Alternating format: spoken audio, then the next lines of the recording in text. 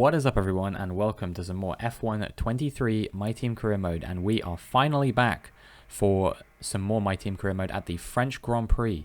But before we do anything, we have to negotiate our teammate's contract renewal. I think this should be a formality. He has accepted it, and we're going to go with the low-risk offer. You know, he's had a few standout performances so far this season, including picking up a point, which I'm very happy with. It's more than Enzo Fittipaldi managed to do last season. So, yeah, I think we're going to just allow him that. We're going to keep him on till the end of the season, or, well, I think that glitch where the game forces you to re-sign your teammate won a race too early or something like that. I think that's still in the game, but yeah, I guess we'll see what happens. If you didn't watch my most recent league race video, then I will just reiterate something I said in that as to why I've been away for so long. I was very, very ill.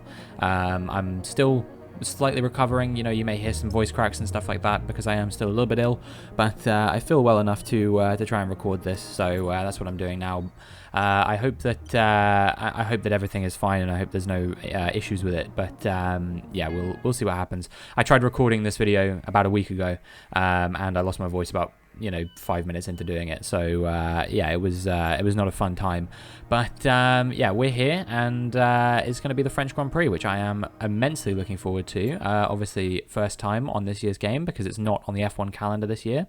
And I think it's going to be a pretty fun one. I do tend to quite like the French Grand Prix. I tend to go quite well here. Something about the track just suits me quite a lot.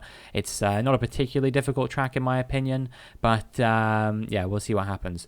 Just as another word of warning, I'm sure a lot of you know, I usually make notes on the fly when I'm recording these videos, so I can refer to them during the voiceover and stuff like that. Unfortunately, due to an issue with my PC over the weekend, between when I was recovering from the illness and when I actually recorded the footage for this, I lost my notes. So if I act with genuine surprise at something that happens, it's because I actually didn't know that it was coming, because it was been so long since I recorded this video. It's been almost a week that I actually don't know exactly what happened. But I guess practice didn't go particularly well for us. As you can see, that we were all the way down in P21.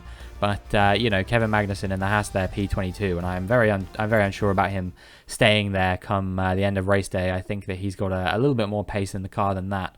Haas are one of the strongest teams on the grid at the moment in our current save. It would be Aston Martin, Mercedes, Haas, and Red Bull, the four teams that you could conceivably see winning races and getting onto the podium at the moment. Maybe McLaren as well have kind of been up there on a couple of occasions, and then obviously we had that race win in Canada. We've picked up a few other podiums as well. It's been a pretty good season for us, and now it's time for us to get into qualifying.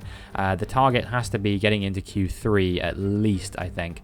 That is where we've been sort of targeting for a long time now, and I don't see how today is going to be any different. You know what I mean?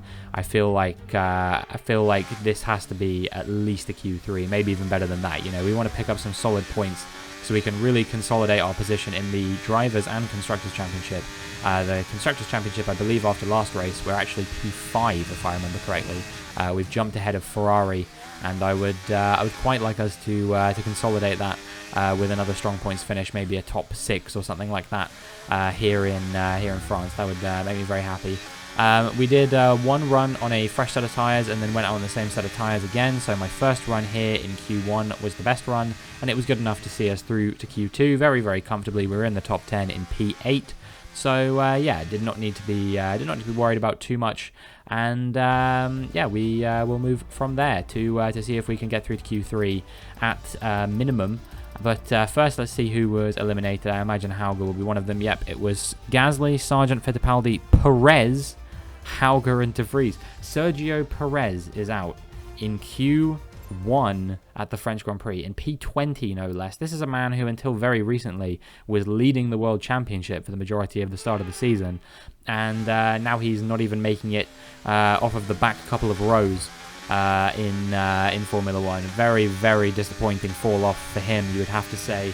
And yeah, we are now through into Q3. We do a 1:29.8 on a fresh set of soft compound tyres. It is initially fast enough for us to go fastest, but I would wager to say that yeah, it was not fastest overall come the end of the session. However, it was good enough that we were handed the privilege of being able to go on the same set of tyres again. We don't improve, you might be surprised or unsurprised to discover, but we nonetheless make it through in P6. So if we can finish there at the end of Q3, then I think I'll be very, very happy with that. That would be a fantastic result for us. But yeah, a bit of a topsy-turvy grid here. You can see we've got both Aston Martins, Haas's, McLarens, Alfa Romeos and Bottas through, but then Russell, Leclerc, Sainz and Verstappen are all out in Q2. So this is a real turn up. I guess Red Bull not set up well for France or something like that, because first Perez and now Verstappen. Ocon and Albon, of course, also eliminated there. A little bit less of a surprise, perhaps. Both Alfa Romeos making it through is not something I predicted. I know that they've been decent, especially Tsunoda, but Zhou Guanyu making it through Q3 is not something I really expected at all. So yeah, that was a little bit of a surprise, but hopefully it doesn't make too much of a difference. And yeah, we will see now if we can do anything in Q3. We do a run on a fresh set of soft compound tyres, 129.9. That's not even as fast as my fastest run in Q2, so there's definitely some improvement to be had here, I think. And well, you can see that as we move into the final sector on our final flying lap, we have done exactly that. We have improved by quite a lot. We are already up by almost 7/10 of a second, but I think there's probably a little bit more pace in this, if I had to say. But we actually lost a bit of time through that corner, so yeah, I don't know whether we will be able to improve more from where we were, that 7/10 benchmark, or not. It depends on how these last couple of corners go. I guess this one was pretty good. You can see we have made up a little bit of time, but then we lost it again, and then a little bit of time there maybe as well. Yep, 7/10. I think it might be as much as 8/10 by the time we come up to the line here. It's going to be pretty close to 8/10, I think. So this has been a very good run. 129.1 as we cross the line, and that is good enough to put us P3. What a lap coming out from us. A very, very strong performance. And yeah, hopefully we can convert that into a good result. Race, but before we begin, let's have a quick look at those who will be fronting the grid. Bottas, Norris and Robinson.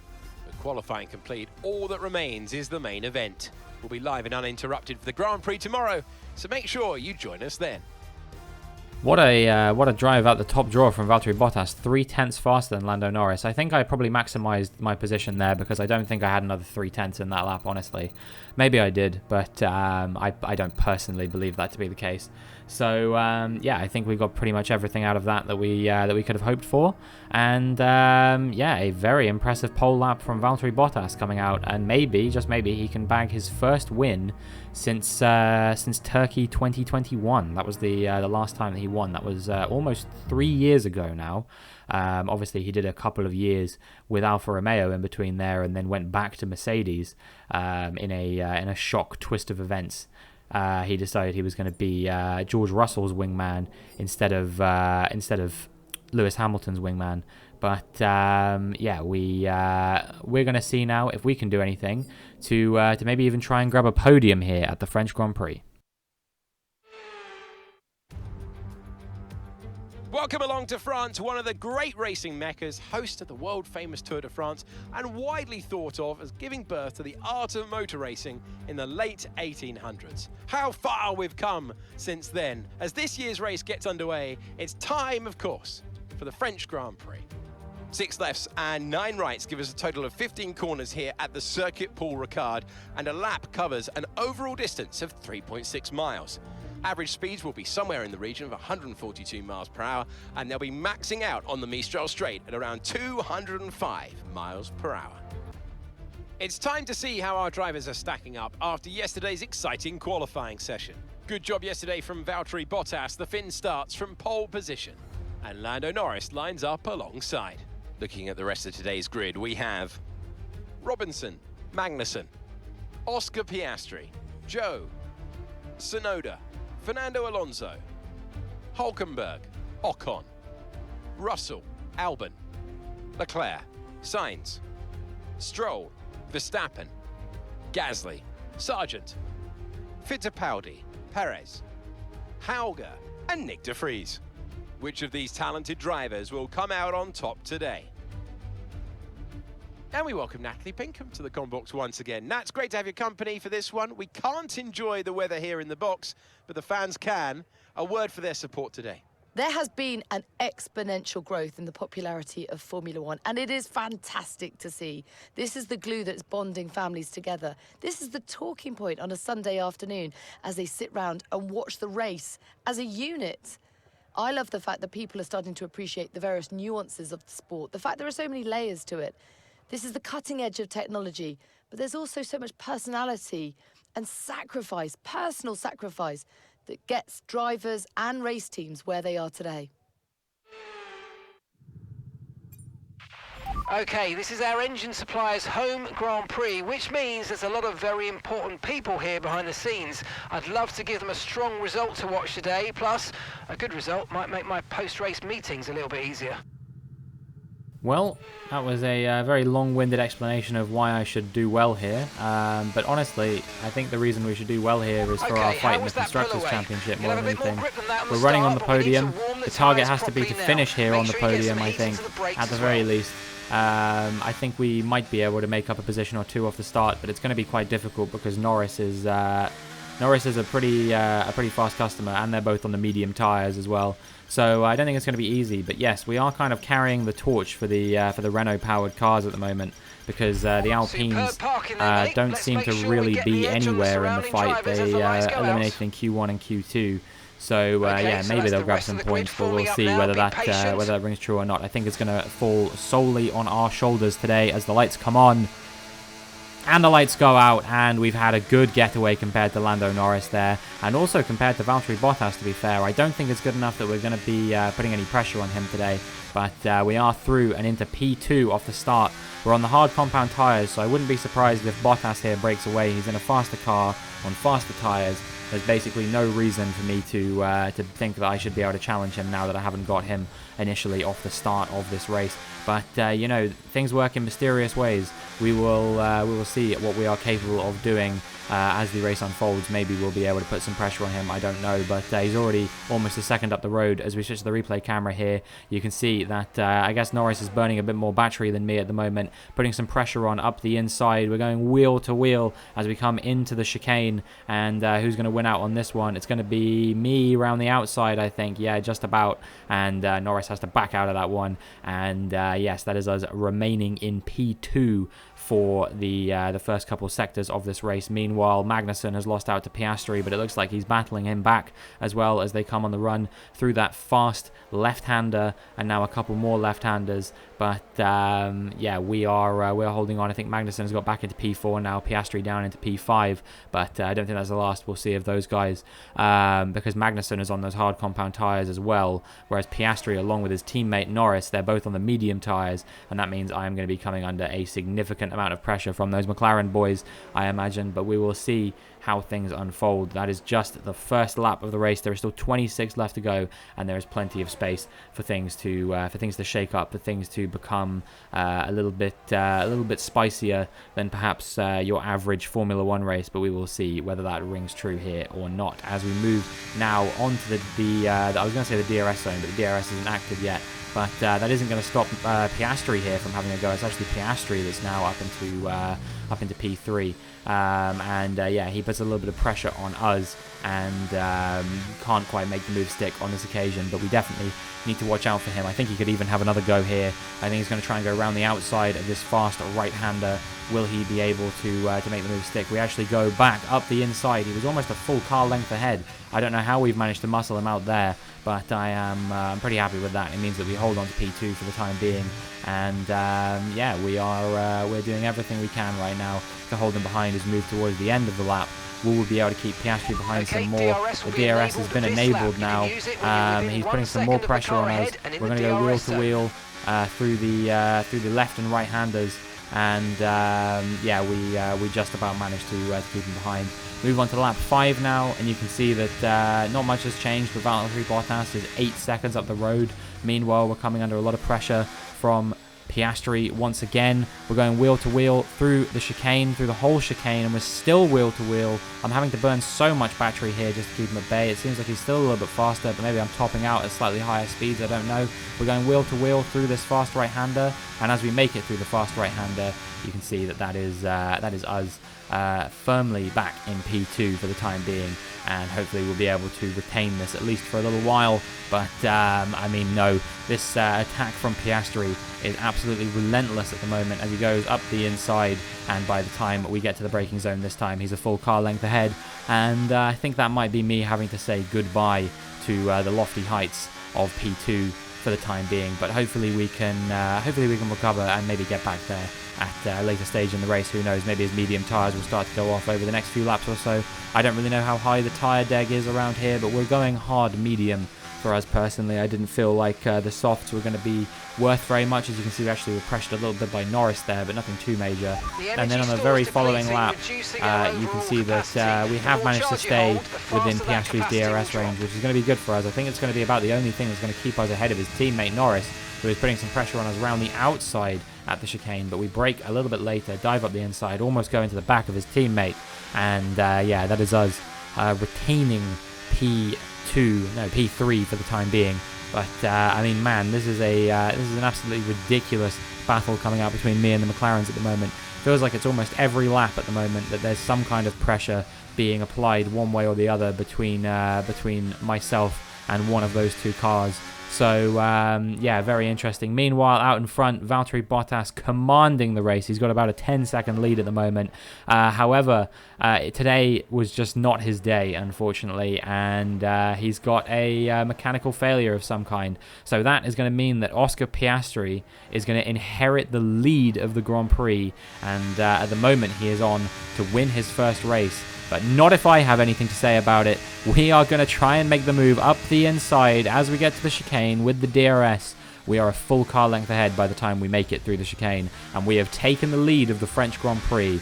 Commiserations to Valtteri Bottas and commiserations to Oscar Piastri, but we might be once again on to win a Grand Prix this season in some of the most suspicious circumstances I think you have ever seen.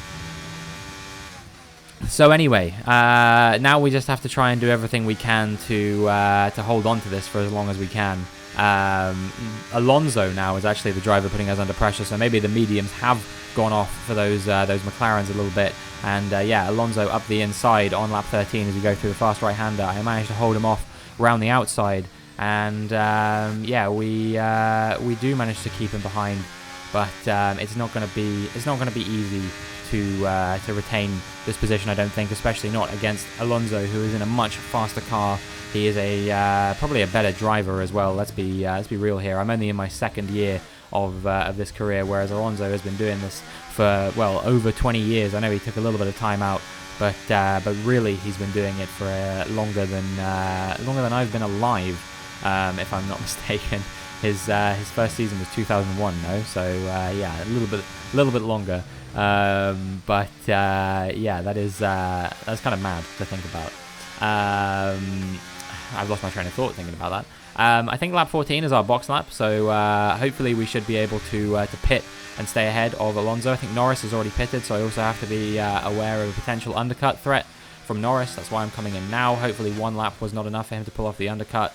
We've come into the pits, and we're going to be putting on a set of medium compound tyres to the end. Hopefully we don't have any pit stop issues or anything like that. It would be a little bit frustrating if we did. Piastri's in, Magnussen's in, Tsunoda's in, Ocon has stayed out, Albon has stayed out, Hülkenberg, Stroll, Sainz, all of these guys staying out. And we will see now who the next driver to go through is. It's Gasly again. I think he still has to pit. But where's Norris? He's the driver who I really have to pay attention to. But Alonso has jumped us in the pits, which I don't really understand, because we had a perfect pit stop. So how does that work? Norris has jumped us too. So we're now back down into third place where we were at the beginning of the race. But it's a completely different, well, not a completely different lineup, but it's a slightly different lineup to what it was before. We're now putting some pressure on Fernando Alonso around the outside at a very unconventional position. I think they're being held up by Verstappen and Hauger here, who still have to box. Verstappen has boxed, but Hauger chooses to stay out. Not sure what exactly his motives for doing this are on a very old set of medium compound tyres, no less. But yeah, we will see if we can pile the pressure on Lando Norris. Maybe Hauger can hold him up for just long enough that I might be able to get past him.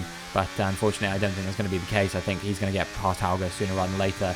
You can see as we move a couple laps later, Hauger is now pitted, and we are going to be putting the pressure on Lando Norris ourselves. He's on the hard compound tyres, we're on the mediums, which have a bit more pace at this phase in the race, and we dive around the outside through the chicane, switch to the inside for the following corner, and that is going to be us through back into the lead in the French Grand Prix with just 9 laps to go. I really do think that there is a very good chance that we could hold on to this for the remainder of the race, but I don't think we're going to have it all our own way. I imagine we're still going to be coming under a lot of pressure from the cars around us. I guess we'll see whether that rings true or not, but I'm not super optimistic about this at the moment. We will have to just wait and see, I guess, what happens. Lap 19, you can see that Alonso has made his way past Norris, and now I think that both of them are going to try and pile some pressure on me. One goes to the outside, one goes to the inside, and somehow through the middle I managed to hold off the pressure of both of them. And that is us retaining P1. That's probably one of the most scandalous attempts at defending I have ever done. I don't know how I've managed to get away with that one, but I have, and I am still leading the French Grand Prix. 8 laps to go. I am absolutely heart in mouth right now. I know if I say one thing, or do one thing rather, that doesn't quite come off, that is going to be us down into P3. So yeah, we definitely want to make sure we can hold on to this. But our job may have gotten a little bit easier here, because that's a couple of laps we're going to be losing out on due to this red flag, which I have no real issue with. We'll see what we're capable of doing here. They think we should go on to mediums to the end, but I actually don't agree. I think 6 laps remaining. I think why not punt for a soft compound stint? 6 laps. It's pretty low risk, I would say. Maybe they go off in the last couple of laps, but we'll see what we can do as the lights come on for the second time. And the lights go out, and we've gotten away nice enough. We're pulling away from Lando Norris, who hasn't had a fantastic start. I think Alonso actually has had a pretty good start, and he's closing us down as well as we come on the run into turn 1. But he is not quite there by the time we get there, and that is me. I'm going to be still leading the Grand Prix. We're holding P1 for the time being.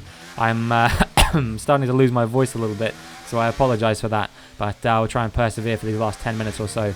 We'll see if we can get through. I need to make it to the end quickly so I don't lose my voice. That's going to be priority number 1. Fortunately, the next action doesn't happen until lap 24, which makes my job just that little bit easier, as Fernando Alonso is piling some pressure on us up the inside as we go through these sort of unconventional overtaking corners. But he does manage to make the move stick, I think, so that is going to be us down into P2. However, what that does mean is that I am going to bag the DRS off of him, and we should be able to switch places with him, burn a little bit of battery, nothing too major, and yeah, now we're going to be steaming up his inside, no battery to speak of. Meanwhile, Lando Norris is going to go around his outside as well, so it's going to be a couple of overtakes made on him, but we are the alpha, and we are back through into P1, and yeah, that is us back into the lead of the French Grand Prix. I think that's the 3rd time we've made an overtake for the lead in this race now, and well, I hope it will be the last, but hopefully we don't get overtaken if that is the case. I just want to try and command this race for the final few laps if we can, and bring it home nicely. But as we move on to lap 26, a new fighter has entered the arena. It is Kevin Magnussen, who is making the overtake on us. We are pretty much out of battery, so we can't contend that one too hard. But yes, he has made the overtake up into P1, and from out of nowhere, the man who started P4 has taken the lead of the French Grand Prix with just 2 laps to go. And I mean, if we can't get him back, I think there's a very good chance that it could be a brand new winner in Formula 1 in the form of Kevin Magnussen. He has not won a race before. We already had his teammate Hulkenberg picking up his maiden victory earlier this season as Zhou Guanyu retires from the session. We'll see what happened to him.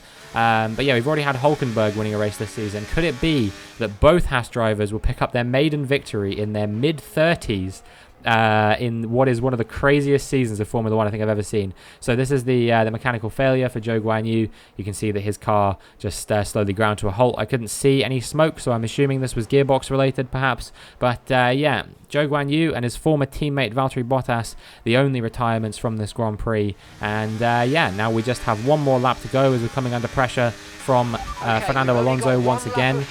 We'll see if we can hold him off. We don't have that much battery to fight with, unfortunately, but we are going to be seeing if we can hold him off to the inside. But we just have to brake a little bit earlier. I think my soft compound tires are starting to go off a little bit compared to his mediums. So yeah, I think unfortunately this might be no higher than P3 for us. Meanwhile, Norris is also putting some pressure on. We've also got George Russell behind as well, who was nowhere. He was out in Q2 and somehow has managed to make his way back up into the top 5. We will have the DRS to Fernando Alonso, but you can see by this point he's already 9/10 up the road, so I don't think that the DRS is going to be used for catching him. I think it's going to be used for keeping Lando Norris and George Russell behind, to be honest. I think that's about the only purpose that it will serve here.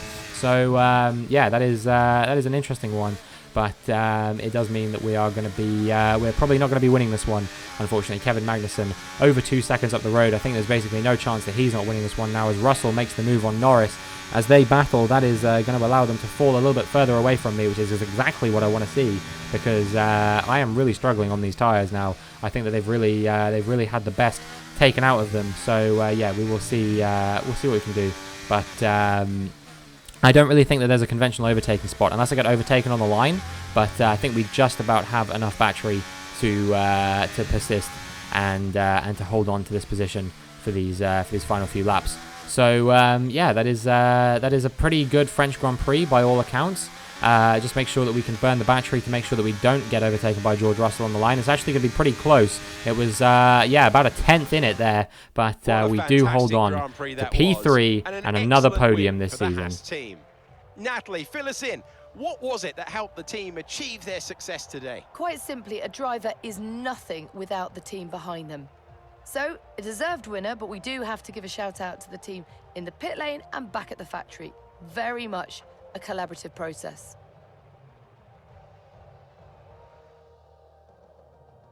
Haas are no doubt happy with today's performance, having secured the win this weekend. And our drivers are making their way out for the podium celebrations as we speak. Yep, Kevin Magnussen takes his first victory in Formula 1. A few years after taking his first pole position in Formula 1, he goes one better, and I think he'll be very, very happy with that. You know, it means that he matches Nico Hülkenberg, who won in Azerbaijan, and yeah, I mean, it just proves you're never too old to finally get these things right. We pick up a P3, and then it's also Fernando Alonso on the podium, but he's no stranger to it this season. He's been having an absolutely blinding season and might have taken the lead of the championship off this. We'll find out now. Let's see what effect this result has had on the drivers' standings. This result narrows the gap between our championship leader and the rest of the standings. So then, Natalie Pinkham, who would you rank as your driver of the day? Well, it's got to be Kevin Magnussen. He displayed exceptional skill out on the track today and wasn't afraid to fight his way through the pack. It's time to see how things are shaping up in the Constructors' Championship. The lead at the top comes down after a strong weekend from the challenging pack. Meanwhile, good work from the owner-drivers team this weekend, who pushed themselves further up the order. Been an absolutely wild weekend of Formula 1 action. I can't wait to see what's next. Well, with both Red Bulls failing to score there, what that means is that Fernando Alonso is only 5 points behind Verstappen in the lead of the championship. Alonso is going to have a very strong run of form for the remainder of the season, and the reason why is because of that glitch where you do contract negotiations one lap early. Fernando Alonso is going to have one fewer race than everyone else to try and win the championship, because he has already announced his retirement at the end of the season. So yeah, he's going to have his work cut out for him, I think, and it's going to be difficult to win a championship with a race remaining. I mean, maybe he doesn't need to necessarily. I guess Verstappen or Perez or whoever he's battling with at that point could have an absolutely terrible finish to the season. But I don't want to see what happened with Hamilton happen again, where he couldn't even fight in the final lap. or the final race of the season. I think that would be very sad if that were the case. But yeah, Red Bull having an absolute stinker. We've made our way up into P5 in the championship ahead of Ferrari. I don't know if we're going to stay there or not, but the target is to finish P6 this season. So I think we're going to have to try and continue the run of form we've been on. You know, we've had a number of podiums. We had a podium here. We had one in Austria. We had the win in Canada. It's been a very, very solid season for us so far. And I hope that we can continue picking up these big points finishes. You know, these 15 points here, 10 points there, you know, all this kind of thing. It's really added up over the course of the season to put us over 100 points at this phase. Which is only, you know, we're only 12 races deep. That's pretty impressive for a backmarker car, which I don't know if you can even call our car at this point. But one thing I can call our car is not particularly competitive, supposedly, at least not on paper. But somehow on track, I'm managing to make it work week in, week out, which you know, I'm pretty happy with. It does. Perhaps the difficulty factors into it a little bit. I don't know necessarily. It's really hard to gauge whether that is true or not, whether the difficulty is factoring into this. Because the thing is, I feel like I would be absolutely nowhere if I was playing on even like a few points higher. And that's why the difficulty fluctuates so much, because of the way we do it, with increasing the difficulty if we win a rivalry and decreasing it if we lose one. It usually means that I will win maybe one or two, and then I'll go, you know, straight back to losing one. But also the rivalry system is a little bit flawed, because it matches me with drivers who realistically I shouldn't be competing with. You know, I'd like it if the rivalry system matched me with people who are close to us on the performance index. You know, drivers like, I'm trying to think, like Tsunoda and Gasly, and I mean, I have been rivals with those guys in the past, obviously, but now it matches me with people like Perez and Leclerc and people like that, and I don't really feel like those are the cars that we should be competing with as per where our car is in the performance index. So yeah, that's something that I would like to see maybe give us slightly more realistic rivals, and then maybe give us one option of like a really unrealistic one, which we can take if we're really feeling confident. But yeah, we make some good money there. We managed to meet all the sponsorship targets, and a very solid race with a very solid podium. But that is going to be it for this video. If you enjoyed, please make sure you like and subscribe, and hopefully I will see you in the next one.